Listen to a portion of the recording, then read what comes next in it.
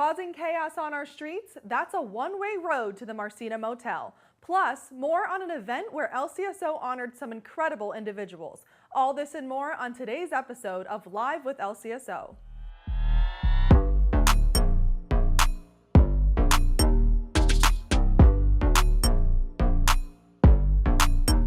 Good evening, I'm Public Information Officer Jessie Santero. Sheriff Carmine Marceno has made himself very clear. If you choose to wreak havoc on our roads, we will find and arrest you.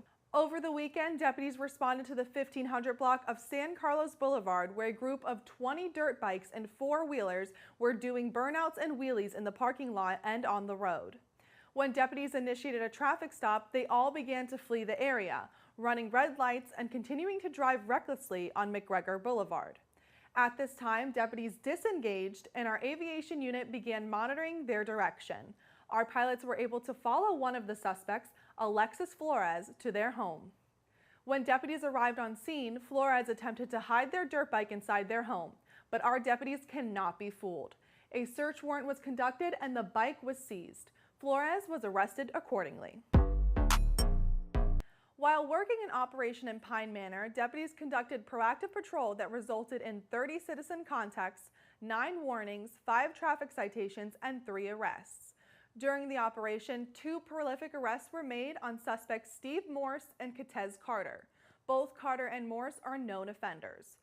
Carter had 2 felony warrants, one for aggravated battery upon a pregnant victim and another for burglary with assault. Morse's warrant was for a weapon offense. Both Morse and Carter were arrested and transported to the Marceno Motel. While patrolling the area of Plaza Drive and Homestead Road, deputies witnessed a car intentionally strike the rear of another car. This intentional crash caused 2 additional vehicles to be hit as well. At this time, our deputy immediately began to conduct a traffic stop on the initial vehicle involved. Deputies learned the suspect and driver of that vehicle is Jose Angel Claudio. Claudio and the victim of the first vehicle that was hit were involved in an incident earlier in the day where Claudio threw a brick through the victim's window as she was driving away. He then began to follow behind the victim in his vehicle.